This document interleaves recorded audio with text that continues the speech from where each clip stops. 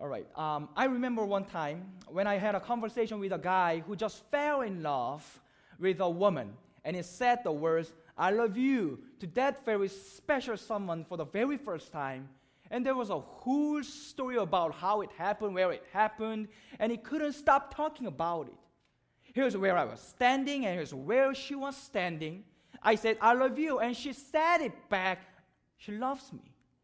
I didn't know. I thought she might, but I didn't know because she's so beautiful and she's so smart. Now I know she's my soulmate. She's the one I was meant to be with her. It'll be forever. We just kept saying it to each other over and over again, "I love you, I love you." Then I had to leave her apartment. So when I got to my car, I called her up on the phone, and we started saying it all over again, I love you, on the phone. Can you believe two people would just babble that way like a couple of idiots? And I said, based on what I heard so far, yeah, you are. The experience of falling in love is so powerful. And when it happens, you can't stop thinking about the person that you love. A few weeks ago, we talked about words of affirmation. And when you have a falling in love experience, that's all you want to say, words of affirmation. And you know what? There's actually a whole Bible in the Old Testament, a whole book in the Old Testament in the Bible. It's called the Song of Solomon. That's just about this falling in love experience. This is just a little bit of it. Take a look at the next screen. I read that. "How beautiful you are, my darling. Oh, how beautiful. Your eyes behind your veil are doves. Your hair is like a flock of goats descending from the hills of Gilead." This is in the Bible. "Your teeth are like a flock of sheep just shorn, coming up from the washing. Each has its twin. Your dental hygiene is fabulous. Not one of them is wrong. Your lips are like a scarlet ribbon. Your temples behind your veil are like the halves of pomegranate. Your neck is like the Tower of David. Your breasts are like two fawns." Now I'll stop here because it gets weird after that. But then it ends like this. Take a look next screen. "You are altogether beautiful, my darling. There is no flaw in you." And that last line is a classic expression of the falling in love experience. There's no flaw in you.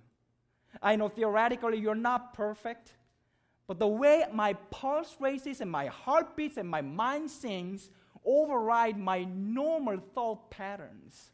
I'm insane now.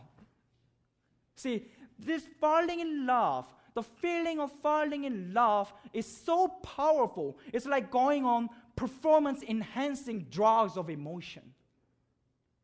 All are crazy when they love. There's another story in the Bible about a man named Jacob, all of you know, who fell so in love with a woman named Rachel that her dad said Jacob would have to work for him for 7 years, and then he would let Jacob marry his daughter Rachel. Not only did Jacob agree with that, and the Bible says, take a look at the next screen. So Jacob worked 7 years to get Rachel, but they seemed like only a few days to him because of his love for her. How many of you guys have ever been in love like this? Raise your hand, guys. This doesn't cost anything. Some of you, I saw that. This condition of falling in love is so powerful. But of course, it doesn't last. It doesn't last. Life doesn't work that way. Gary Chapman, who wrote this book, The 5 Love Languages, writes about research that this falling in love phase typically lasts about two years, just 2 years, give and take. The temporary emotional obsession cannot create permanent character transformation. Sooner or later, where everybody and every couple has to face the real world, where somebody left the toilet seat up, where somebody put the toilet paper in the wrong way, where somebody deliberately put the milk carton back in the fridge with one tiny half a swallow of the milk left because they were too lazy to take it down to the recycling bin and put it there. It turns out there's major difference between falling in love and growing in love. Take a look at the next screen. Dating is falling in love, and marriage is growing in love. Different. When it comes to the wedding ceremony, I always say this. Dating is falling in love. You all experience already, but now you need to stay in love. Further than that, growing in love. Actually, the Bible never commands anybody to fall in love. You know, in our days, romantic comedies only talk about falling in love, but it's just a myth. The Bible never talks that way, but the Bible has a lot to say about staying in love, more than that, growing in love. We are talking about this book now, the 5 love languages. This is not about falling in love. Take a look at the next screen. Not about falling in love. This is about growing in love. For some folks, you most naturally receive love through words of affirmation. For some of you, through quality time. For some people, it's giving gift. For some people, it's acts of service. Some people, physical touch. The core idea of this book is, don't assume that what makes me feel loved is what will make you feel loved. Because we have different love languages we naturally speak. Over the last 2.5 years in Savannah, I have done 25 funeral services. And I've been privileged to meet many families in very vulnerable situations. In a very intimate way, I met them. And I could see most of them loved their fathers or mothers who had just died. But I observed some of them had hurts and wounds that they had not feel loved by them. I know why. Because they didn't know how to love each other. They were not that knowledgeable at each other's different love language. That's why we are studying this book, because we want to love our loved ones in more effective ways and want to feel their love pangs. Over the last few weeks, we talk about words of affirmation and giving gifts. This week, we turn to a different love language. I want to say this in the outset. I think failure to pay attention to today's love language probably kills more marriages, probably damages more families, prevents more friendships than any of the other love languages. I think it's the biggest challenge in our day. It's the love language of time. Just letting you know that I love you by spending time with you, and not just time, but quality time. What is quality time? Gary Chapman says, by quality time, I mean giving someone your undivided presence. Say again, you are giving someone your undivided presence, your whole self, your whole attention. I don't mean sitting on the couch watching TV together. I mean taking a walk or going out to eat and looking at each other and talking. Have you ever noticed in a restaurant, you can almost always tell the difference between a dating couple and a married couple? Have you ever noticed that? Dating couples look at each other and talk. Married couples sit there and just eat. Just pour their whole focused energy and attention to that tiny food. Well, the master of expressing this kind of love through time and attention is actually Jesus. His ability to be fully present with people and give them the gift of focused attention runs through the whole Gospels. There's a woman at a well in Samaria, and Jesus' disciples were quite sure that he wouldn't want to spend time with her. She's the wrong gender, wrong ethnicity, wrong religion in their norm, in Jewish norm, and Jewish their perspective. They were kind of evil sometimes. And yet Jesus does. And in fact, he has a longer conversation with this woman at a well in the Samaria than he does with anybody else in any of the gospel, and it changes her life. Little children get brought to Jesus. The disciples are sure Jesus is way too busy for the children. But Jesus says, not at all. Let them come. Bring them to me. I have time with them, for them. Jesus was the busiest person. He was famous. Everybody wanted to meet him. He was powerful enough to do whatever people asked him to do for them. But we never find one of the disciples coming up to Jesus in the Bible and saying, "Hey, Jesus, how come you never have time for us anymore? Now that you are famous with big crowds coming to see you, everybody calling you Messiah, speaking requests, healing campaigns, we never see you anymore." They've never said that. From the beginning, when all of the attention and all of the demands of the entire nations and the weight of the world rested on Jesus' shoulders, his disciples and his friends absolutely knew one thing: Jesus had time for them. Why? Why? He was busy.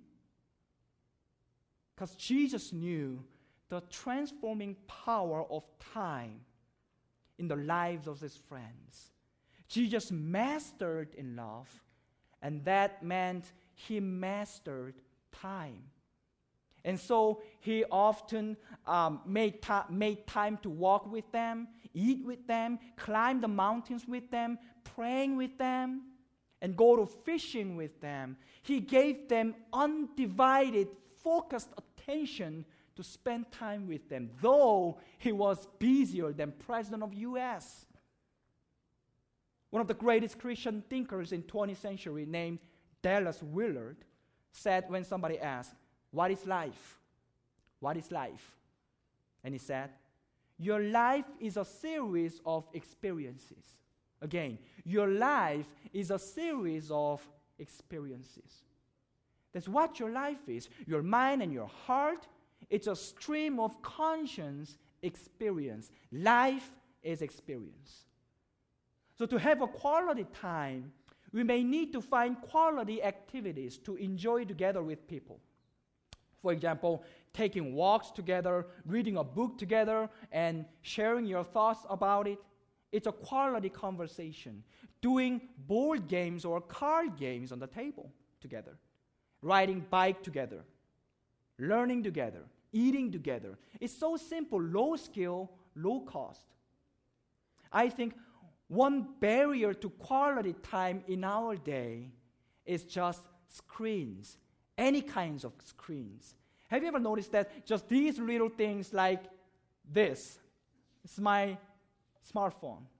Not long ago, at a meal, my body was at the same table with Lee, but my attention was on the screen of my cell phone. I got a text, and it was from Lee, and that read, "I'm sitting right here." Is texting together quality time? No, it's not quality time. Is checking Facebook together? It's not a quality time. Is watching television together? Well, it depends on what's on. Actually, an NFL playoff game, yes, of course it's a quality time. When it comes to Bachelor, that's unbiblical, right? Some of them, we treasure seeing a beautiful sunset on the Palisade Park or hearing a wonderful piece of music, having a meal together. Your life is a series of experiences. When it comes together, get together, it is your life. Every evening, every dinner, lunch, breakfast, whenever you talk with them, whenever you do something with them, all of the series of experience make your life. Intimacy is shared experience. Nowadays, my family bought lots of kinds of board games and are playing them together. Because we know something like board games help stimulate or develop the children's brain. But what I found is this, that it gives a great intimacy between us when we are doing that.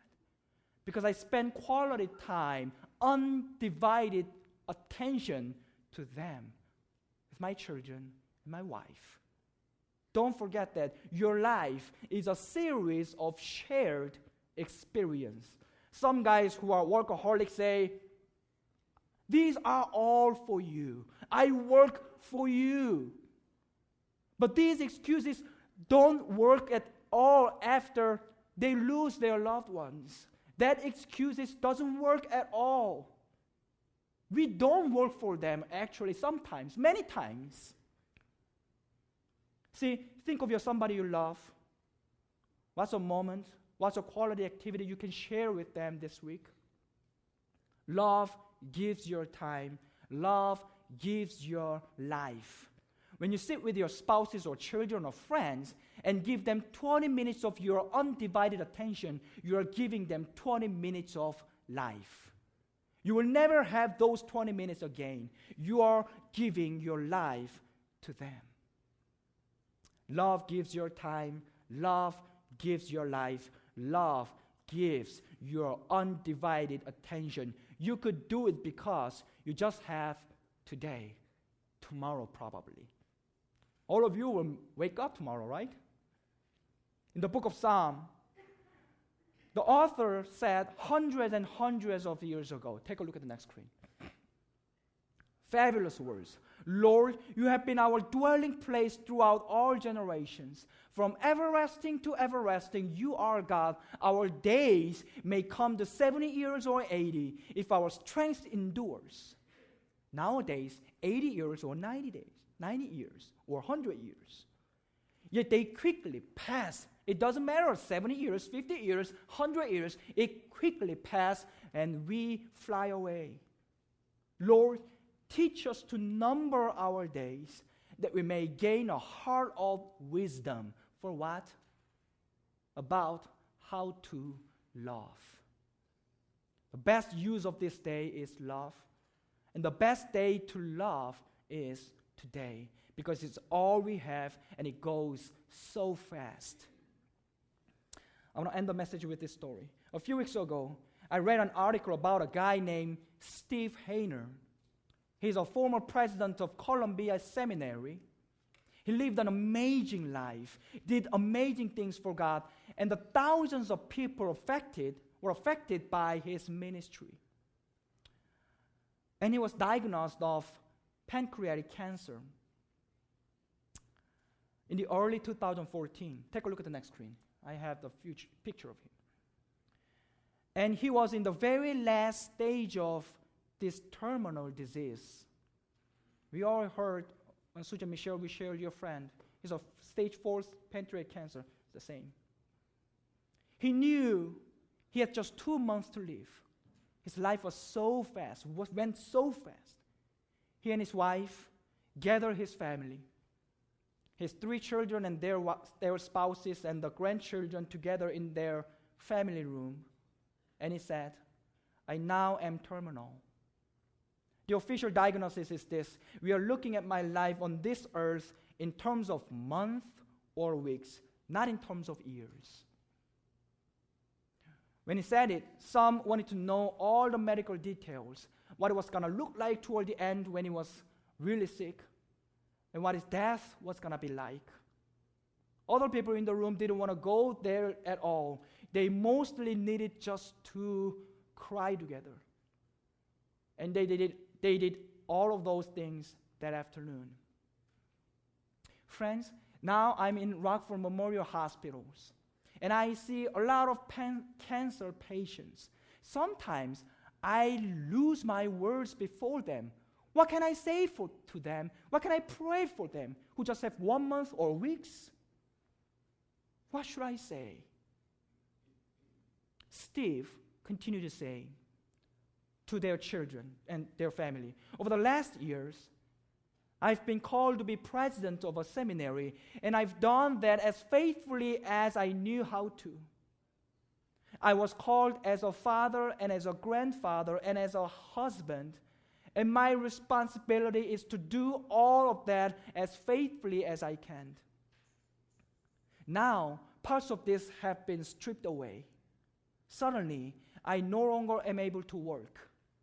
Life as an activity-oriented person with lots of energy, with great health, with lots of ideas and visions, all of that has had to change. It's the making of a new life and a new calling. It's very impressive. Hear this out. And now I am called by God to leave a cancer patient. I was called by God to leave a cancer patient.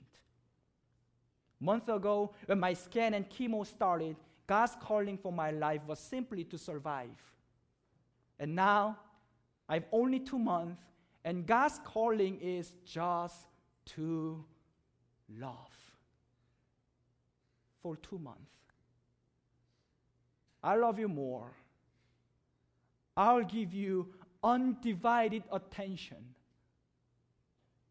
I was not able to do it to you in my life, but for the last 2 months, I will give you undivided attention to you with joy, because I was called by God to live a cancer patient. We all just live one day at a time, and God's calling is to fill my way each day, each and every day with love. After I read this article, whenever I visit a cancer patient, I say, we live one day at a time. I live one day at a time because I could go to heaven earlier than you. I don't know tonight where I'm driving back to Savannah, what happened to me. I don't know, I'm not sure. I just live one day at a time. You live one day at a time. And we just be our best to respond to God's calling today to love. Friends, our years quickly pass. We fly away. We hurry and worry and obsess and get irritated over stupid things. And a lot of times we waste our lives on small things that do not last, like money or success. Our time is limited, and it quickly passes. Our glory will go away. Our youth will go away. Our fame will go away, and yet our love remains forever. My prayer is this. Teach us, Lord, to number our days. Friends, you can love. You can stop. You can notice. You can care. You can give your undivided attention and life, presence, time to your loved ones. Jesus will do this week with you. For love is the greatest force the world has ever known. Do this with your time this week. Today, we'll come to the ashes. It is a great symbol, sign that you are just dust. You came from the dust of the ground, and you will return to the dust of the ground. You are nothing. But if you have love in your soul, if you love somebody, that will go forever. Only love is everything. Everything minus love is nothing. But if you have love, you have everything.